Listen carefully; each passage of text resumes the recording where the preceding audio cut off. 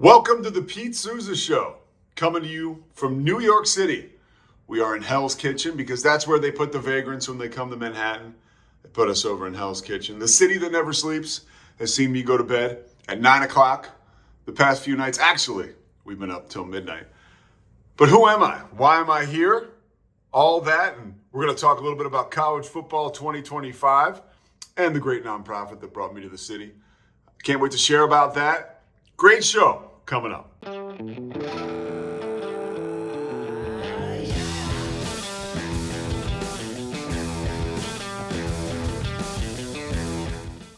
Welcome to the Pete Souza Show. Like I said, we are in New York City. I'll get to the moment why we're in New York shortly. Actually, let me start off with coming to the city now that I think about it. I got here on, I guess it was Monday night. And I love New York. I used to live in New York. It is the best city. However, I've become a Texan. I was born and raised in the Northeast, Philadelphia, and I love my roots. But I also love living in Texas. I love that area of the country. Anyways, I guess what I'm saying is I've become accustomed to a slower ride, just in life overall. I understand where the big burst moments are coming from, whether it's work or a project, or even the personal stuff, right? You kind of know when you're going into a tumultuous situation. New York City is the possibility of constant tumult is around every corner. And I'll just say this. We check into the hotel. My girlfriend Christy was with me. And it's a long trip getting up here because we came from Philadelphia. It's like 2 hours, but traffic, all that stuff. And you just want to shut it down when you get to the hotel. We're going to go to dinner, but it's about 5 o'clock. We get into the hotel, we check in, all is good. And the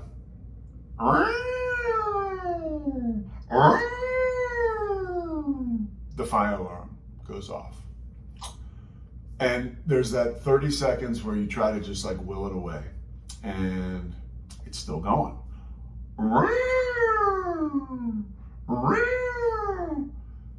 Okay, hey, let's go. Can never be too safe, right? Whether it's real, whether it's not real. You hope it's not. Let's go. We go to the lobby or where the elevators are on the 37th floor, right? So in a situation like this now, you know you're kind of screwed. It was nice to have the room on the 37th floor, but now you've got to go down 37 floors in what could be a very scary situation at the very least, or at the most. So we go to the lobby. I'm like, hey, we're taking the elevators. There's 37 flights of steps. I maybe made a foolish decision, but what do you want to say? We wait for the elevator. We're waiting. It's a while. Now everybody, there's a little bit of panic, right? We should take the stairs. I say everybody because now we've got all these different families and people and cultures. Some people aren't speaking English, which is great. But in a time of crisis, it can be difficult to communicate. We finally get on the elevator and it stops on every floor. Boom, boom. And more people are coming on. More people are coming on. I actually, over the course of my life, have gained a little bit of life experience where I'm like, people on the elevator are panicking. What's going on? Why are we stopping at every floor? It's too heavy. And they're saying this in other languages too, but I could kind of figure that out. So we're halfway down, stopping on every floor, taking the local elevator where people are getting on, freaking out. And then we hear, everyone, you can return to your rooms. It's not an emergency. It's not an emergency. So you're like, okay. You get back on the elevator. Oh, no. We got off. So I could tell that Christy was with me. She's on the back of the elevator. She's starting to freak out a little bit.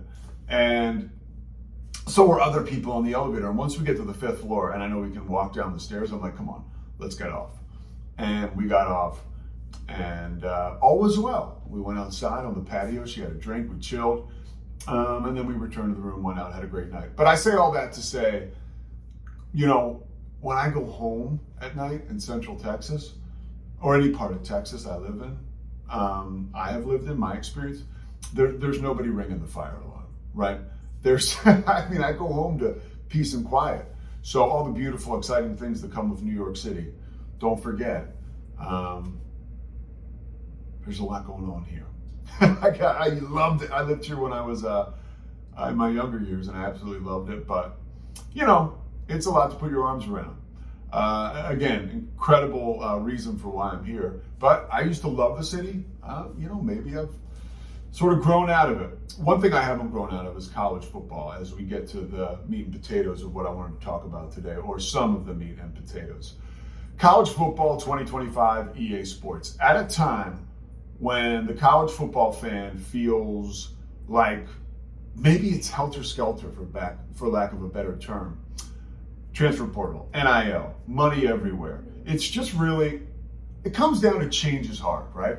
I love seeing these players get paid. I went to college to play college football. Had a heart problem, couldn't play, but they kept me with the team. I was lucky enough to keep my scholarship, and college football was a huge part of my life. For the first, 22 years of my life, it was pretty much everything. Maybe after 10, right? So you're talking about 12 years.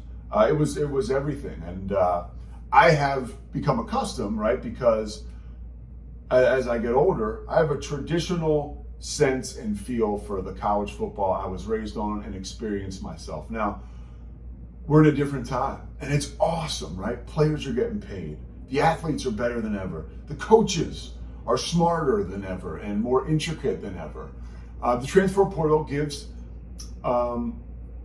these young men the right to move around, and women too when you talk about other sports, but we're talking about football, gives these young men the right to move around. And that's something that they should be able to explore and take advantage of. Because they're making so much money for these schools and for TV networks and all that stuff. And you can follow that money trail forever. But it's different, right? And like I said, change is hard. But when you go back to how we got here, tradition is fun. And if you want to go back in the time machine, or maybe go into the future, depending on how you want to look at it, College Football 2025 is a celebration of the sport of college football. Look, once football season starts, we all celebrate it. We love it as fans. I can't find anything wrong with the sport when the season starts, because I'm focused on the field, I'm focused on the excitement. And at the end of the day, the stuff going on off the field, as far as NIL, transfer portal, and all the money, hey, good for these young athletes. In my opinion, they've kind of been getting screwed for a long time. So it's wonderful to see them make money and get paid. But again, if you want to embrace tradition and old school, College Football 2025 couldn't have come along at a better time. The entire nation, it feels like, is so excited about this game, right? The entire nation is talking about college football everywhere I turn. For the past month, really, and of course it's really picked up over the past few weeks, you can't get around seeing College Football 2025. And that has been just such an amazing thing for me as a fan. And I've been reading about it too. I haven't had a chance to play. I've been here in New York, but I've been reading about 2025 and this new iteration, right? As it's been gone for 12 years. People are over the moon about it. A couple things I've been reading.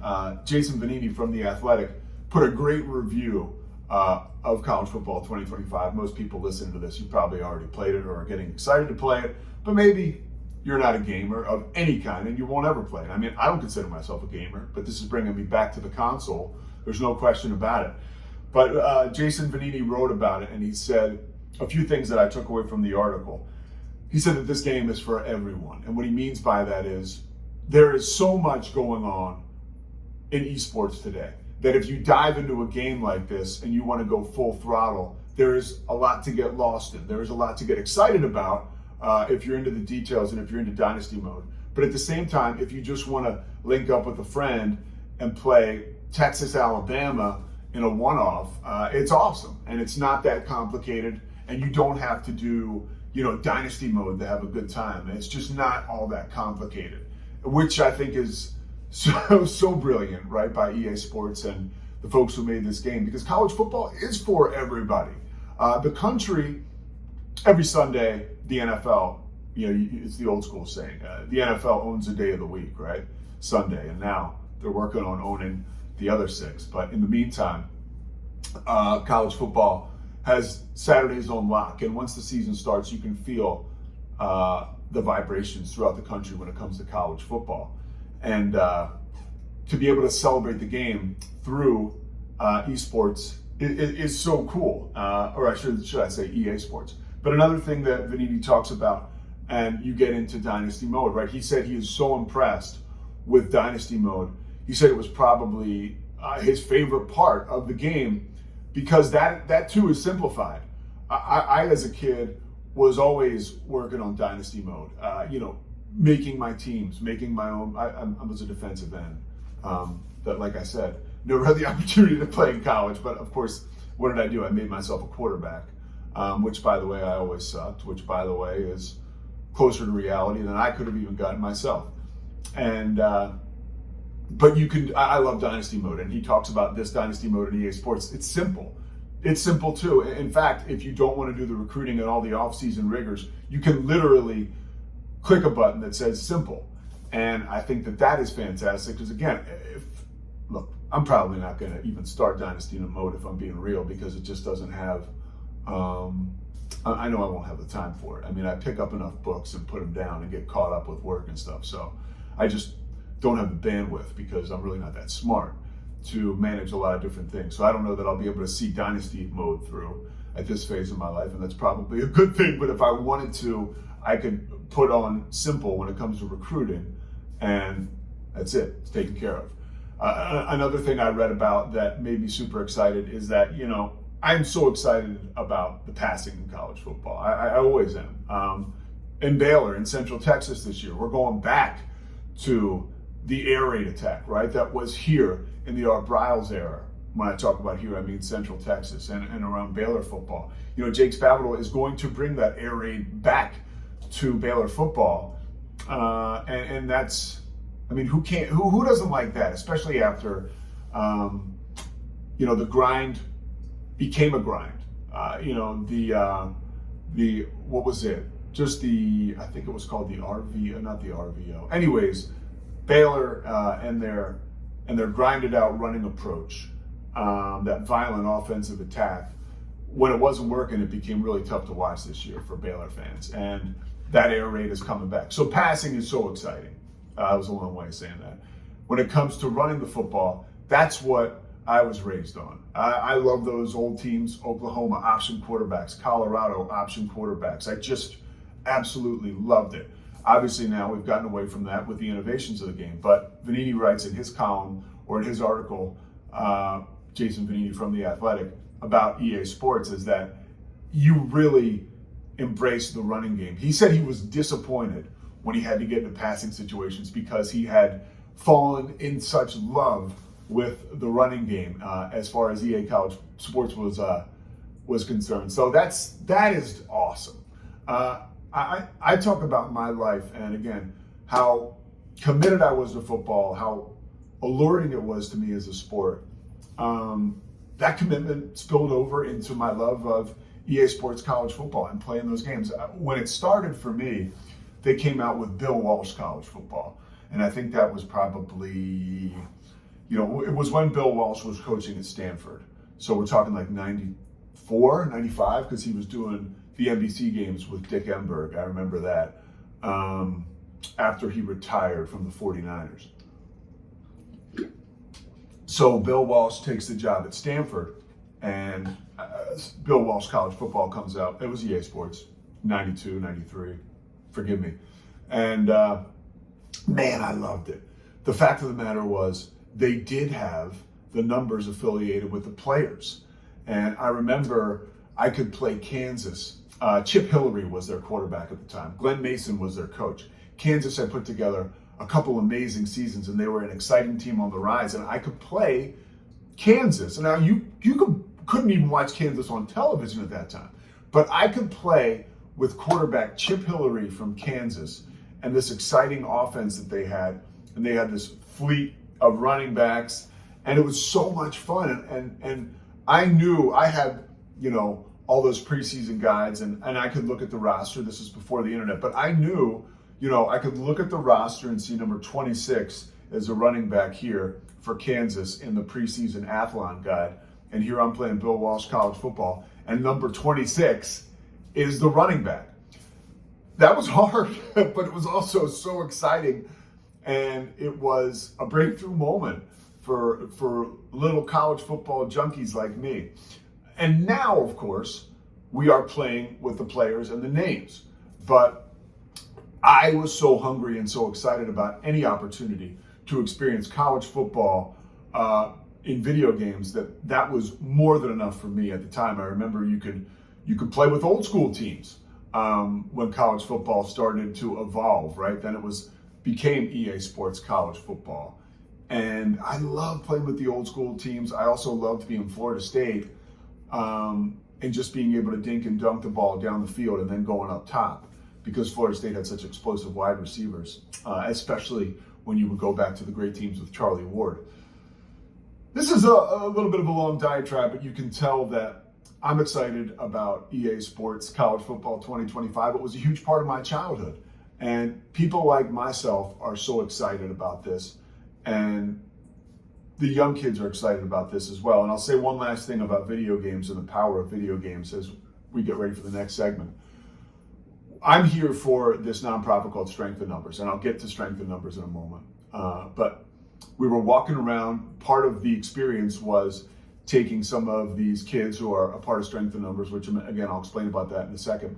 But we went to the NFL and we toured the NFL yesterday, and I was downstairs. You're in the depths of the NFL offices, and every team had a stall and a locker. I mean, this was an amazing tour, so much cool stuff.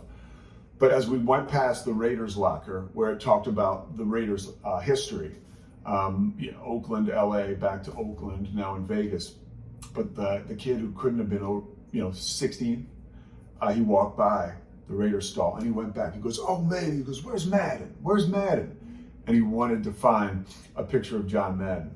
This is a man who has not coached. I don't know, I think he retired in like 79, 78. So what's that? 45 years, about, give or take. And of course, his impact on video games, unspeakable measures. And that's real when you're talking about John Madden's impact on video games. That's not hyperbole. So the fact that this young man was trying to find John Madden, obviously his TV success speaks for itself as well, but the impact that he made on young kids through video games speaks to the importance of video games as we talk about positivity. Video games have helped the NFL. They have helped college football. And once again today, they are helping college football again. So I can't wait to get my hands on EA Sports College Football 2025. All right, next segment coming up, we're talking about strength in numbers. What is it? Again, why am I in New York? Coming up.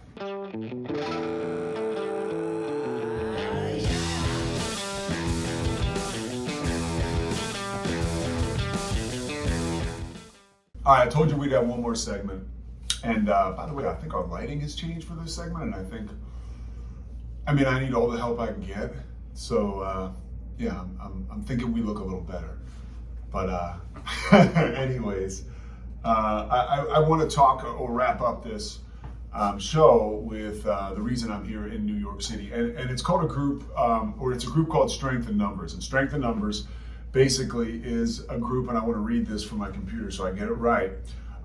They are, or should I say we are, highlighting and eliminating the underrepresentation of minorities and women in the sports analytics industry. Now, what exactly does that mean? Well, that means, I can tell you about the birth of Strength in Numbers. John Tobias, who runs it, who is a part of the Rogue Media Network, you can look for his show on here. John is one of my best friends in the world. He's like a brother to me. We've known each other for 20 years now. We met with the Charlotte Bobcats inception, and I was doing PR, and John had become a member of the game night staff, and then John ascended to a role of the statistician for the road television crew that would come in. Let's say the Knicks would come in. Well, their TV announcer would be Mike Breen, and Their analyst would be Walt Frazier. So John would work with Mike Breen to give him information about what was going on with the Bobcats-Knicks game, right, that was going on in front of them. And that would become a part of the Knicks broadcast. The Knicks don't travel a statistician, but they travel everyone else. So they hire a local statistician when they come to Charlotte.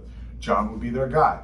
John was incredibly gifted at being a statistician, and there's other incredibly gifted statisticians out there. I am not one of them, although I have been a statistician in the past. Ed Svita is a really good friend of mine. Mike Notaro is a really good friend of mine. Ed is Joe Buck's stats guy, been in the game forever. And Mike Notaro is Andrew Catalan's stats guy. And I mentioned those two guys because I've known them since I was a kid through Villanova University. But back to John. You know, those last two guys I mentioned are white guys. John is a black dude.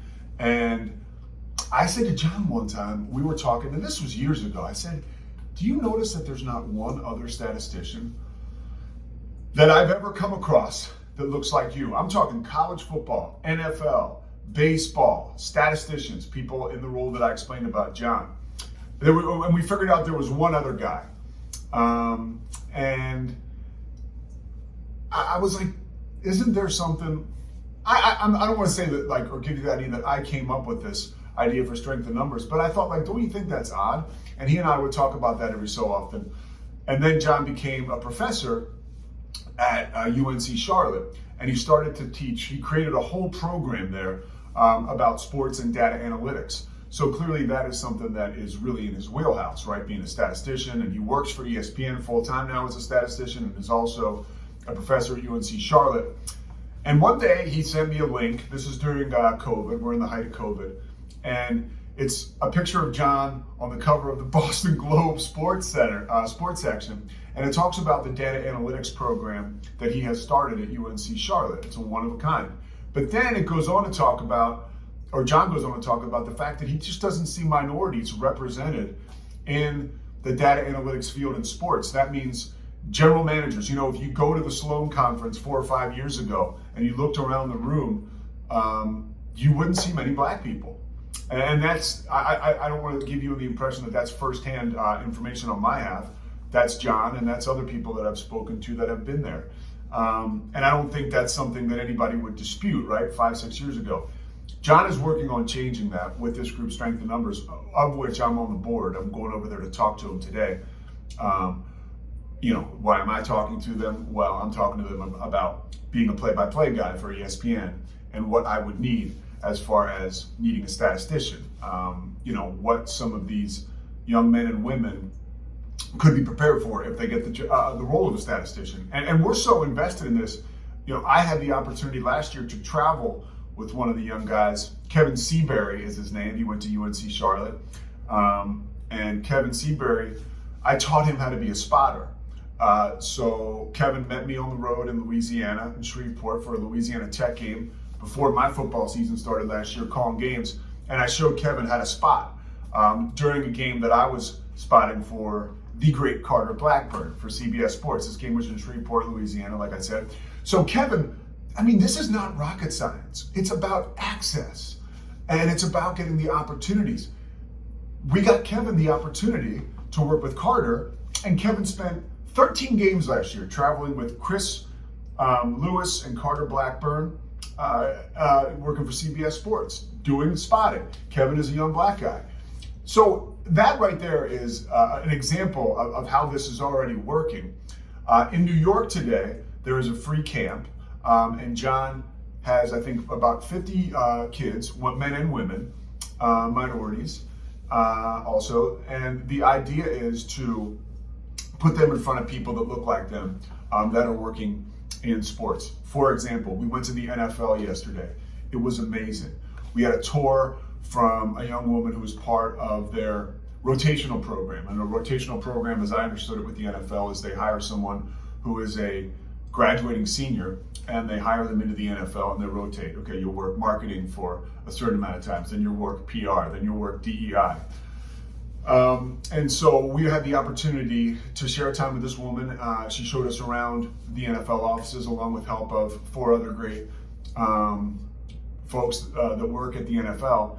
But then we had a panel. And the panel consisted of 5 people who worked at the NFL, all minorities, and these kids, minorities and women, right? Women are underrepresented in sports. There was 3 women, 2 of them were black, 1 white woman, and 2 other black guys. And I mention this because this is a part of the program.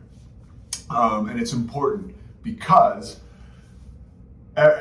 these young minorities get to look, the campers, right? At the end of the day, that panel was held, and they're looking up at 5 people who have done it. They work in the NFL. They have incredible jobs. They're energetic. They're smiling. They feel incredible about what's going on with them and strength in numbers.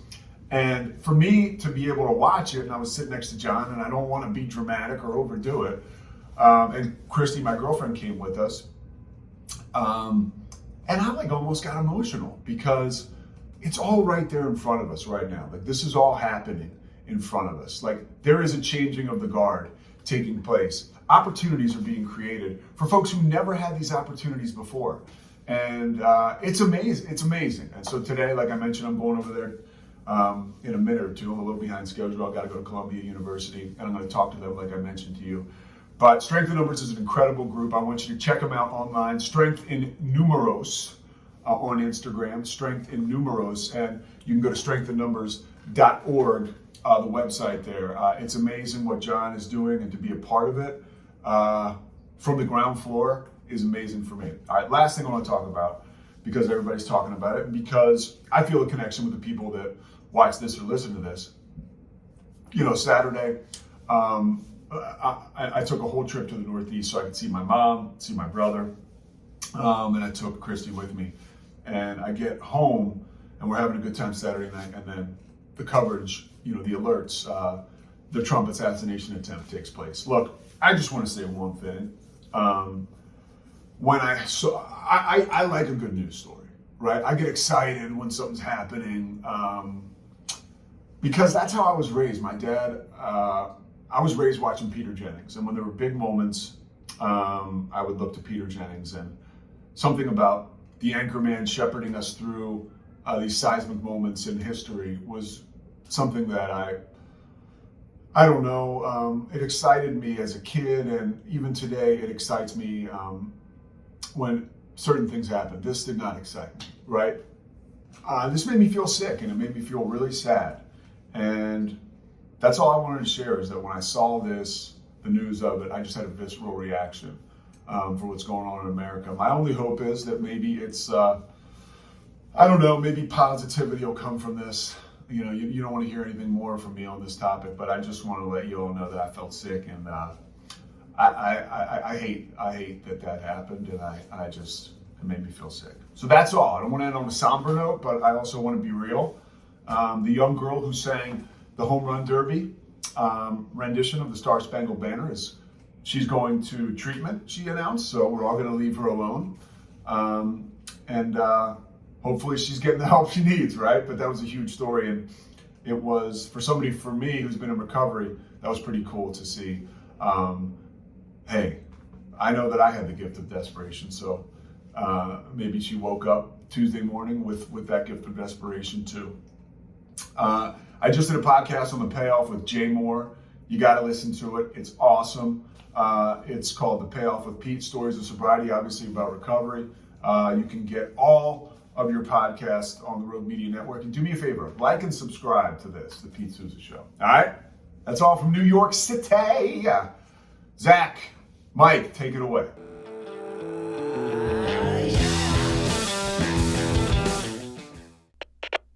We are Rogue Media Sports.